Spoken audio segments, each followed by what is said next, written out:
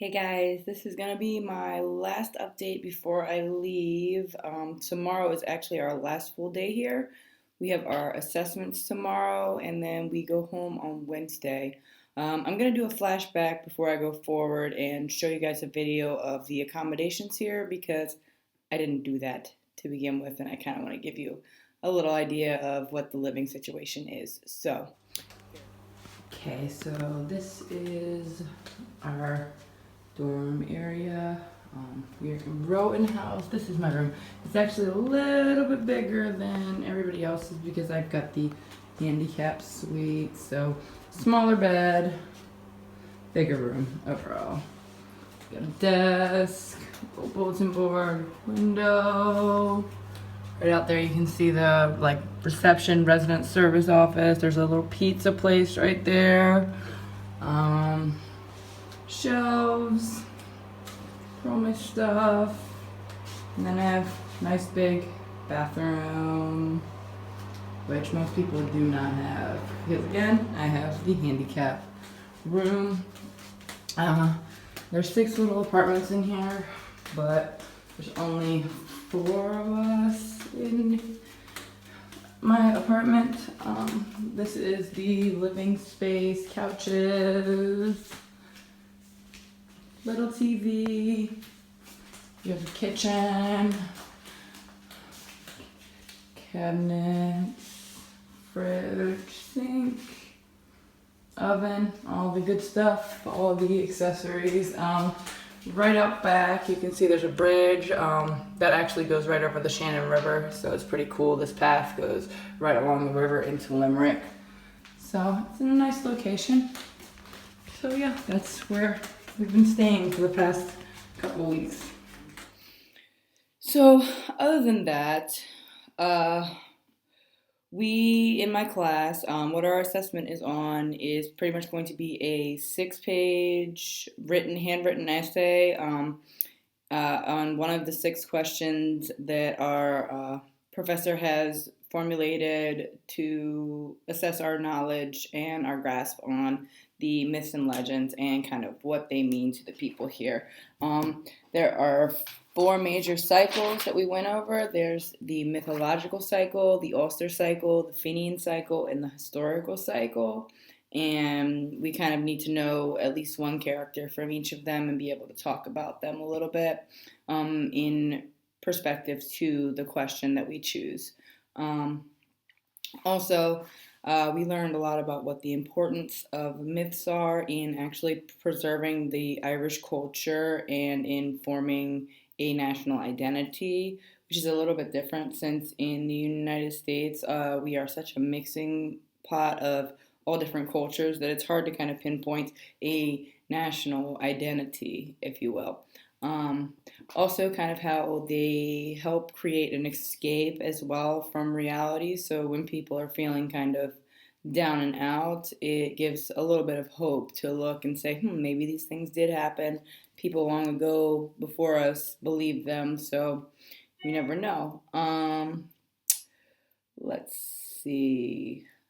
We learn very much so how stories can shape a mind and how each one of us have our own individual story, regardless if it's a story within our people or a culture or just a personal story, and how the storyteller and how the story is conveyed throughout time can motivate people and create inspire creativeness within different generations. That's why writers and authors can be so powerful just by using words. Some of the fun things we've done since the last time I was here was we had a Gaelic sports taster, which is where we actually had a group of guys from a company called Go Gaelic come and teach us about Gaelic football and hurling and actually how to play it a little bit. I'm going to venture out and say none of us were very good, but it was a lot of fun. And it was cool to learn that the people here have such pride that they actually have sports teams that just go out there and play just for the fun of it, not because they're being paid. And they're very competitive about it. Hurling is also like almost a prehistoric sport here in Ireland. Some of the myths that we learned about, such as Cuchulainn, even include hurling and how it plays such a big part in Irish heritage. So we also went on a bunch of excursions since I last updated you guys. I think the last time we left off, I was getting ready to go to Dublin. We did go to Dublin, and it's very historical. I just felt like we just didn't have enough time to explore all the historical aspects of it. It was fun. We saw Trinity College and the Book of Kell and the Long Room, which is an incredible library with so many old original edition books. It was quite jaw dropping, especially for somebody who's an English major who just loves reading and books and stuff. It was very, very overwhelming almost to see all those books in one place and think about just how far back they are dated. Um, We also went to, as part of our class trip, we went to the west of Ireland to the Ollie Caves, um, which they had a birds of prey show, which was pretty cool. A lot of my classmates here got to hold some of the birds of prey, like the big battler hawk or the Harris hawks. They're pretty cool. They demonstrated how they fly differently and tried to educate people on them because here in Ireland, some of the native bird species are hunted and killed for reasons of they believe that they're going to eat their livestock or whatever the case may be, and almost to the point of extinction. So they're really trying to rehabilitate and repopulate the island and also inform people that these birds of prey aren't, harmful to the island. Um, the Ollie Caves were also very cool. We saw the bones of the now extinct brown bears that they had here, and also learned that those caves have been there since about 350 million years ago when Ireland was actually south of the equator. And, over time, the earth has shifted and things have changed, but the caves, the actual rock structures in there, date all the way back to that time. So it was pretty cool to be in a place that was so old and had so much history and see the different formations and learn how long some of it takes for the calcium and stuff to form stalagmites and stalactites and just cool stuff like that. We also went to the cliffs of Moher, which was absolutely incredible. It happened that we got the real authentic Irish weather for it. So it was very wet and pretty windy and muddy, but it was still awe inspiring and just amazing. I don't think any one of us particularly could actually believe we were there. A little dangerous, if you will, because it was slippery and you are literally out on the edge of these cliffs with no guardrail or anything along those lines. So, enter at your own risk type thing. But it was definitely beautiful and just incredible to see and actually be there. It's very soulful, I guess you could say. Let's see, my favorite place of the entire island that I went has to be Galway. A bunch of us bought bus tickets on one of our free days over the weekend and went up to Galway. And it was like stepping into medieval times with all the modern amenities. It was gorgeous, all the colors, the manicured landscape, the flowers, and the quaint little houses, all the street performers doing authentic Irish dance and music and drumming, and just the attitude of the people was very uh, very laid back and happy, and it just made you feel like you were at home to be there. And definitely high on my list of places. If anybody asks me where to go in Ireland, I would definitely recommend going to Galway because it's a once in a lifetime experience to be there and to take all that in. um, I actually had to go back and just have dinner there the other night because I loved it so much. It also has a huge Spanish influence because some of the original settlers that came over here were Spanish, and they also is where up near where the Spanish Armada ran aground from the British troops when they were trying to help the Irish form a resistance against the English. And it was highly engulfed in Spanish gold. So a lot of people still to this day have great feelings towards the Spanish influence there. Um, we also went on a Ring of Kerry tour, which was a bus tour. It took us around the Ring of Kerry. We made several little stops in different little cities along the way. One included Waterville, which is apparently where Charlie Chaplin would like to go and vacation. It's right on the Skellig Bay, so you could see the Skellig Islands on a clear day from there. Skellig Islands are actually where the Star Wars Rogue One parts of it were filmed.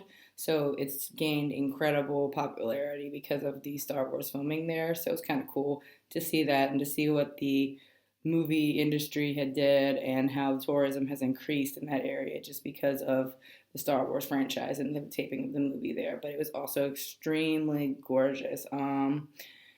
We also stopped in the Killarney National Park, and there is a point there where you can see some of the lakes of Killarney, and it's called Ladies View.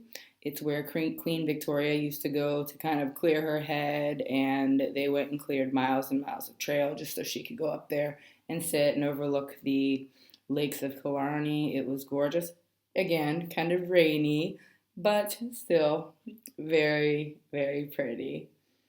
Uh, the last excursion that I pretty much went on, we went to the Aran Islands, which got cut short because of bad weather coming in. We went to the smallest of the Aran Islands. It's called Inish Or, and it was pretty desolate. There were no real big businesses on it. I think it's mostly a like fishing village where everybody kind of stays in a tight knit group. There was a shipwreck, some cool stuff. You had to take a ferry for about an hour from Doolin, which is a little north of the Cliffs of Moher, over to the Aran Islands. And on the way back, we were getting some of the storm rolling in, so the ride back was a little bit scary to say the least.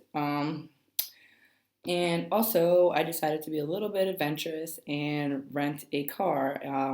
If anybody knows that in Ireland, you drive on the left side of the road, the steering wheel is on the right side of the car.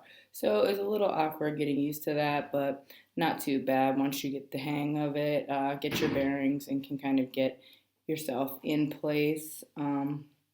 I drove out to the Limerick Peninsula, which is where the Atlantic actually meets the mouth of the Shannon River.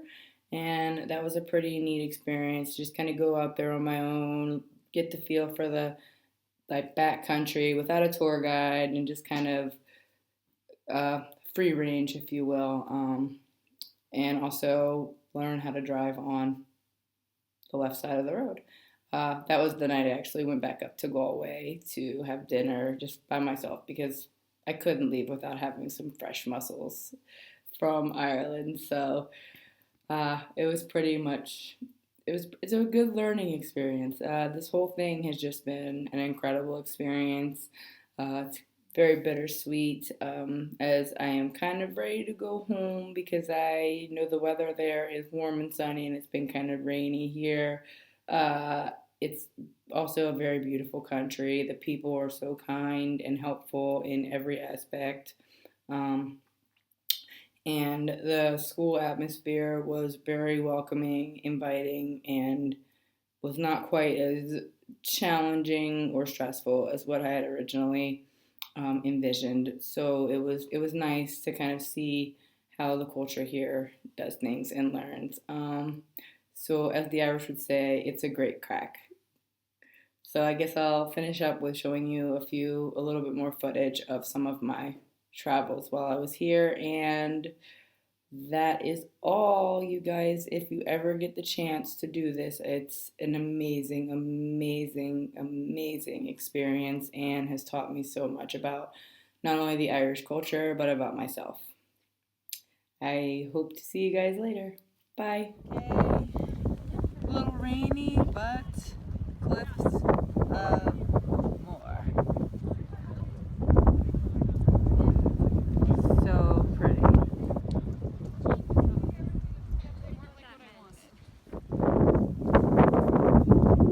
On the edge of the cliffs.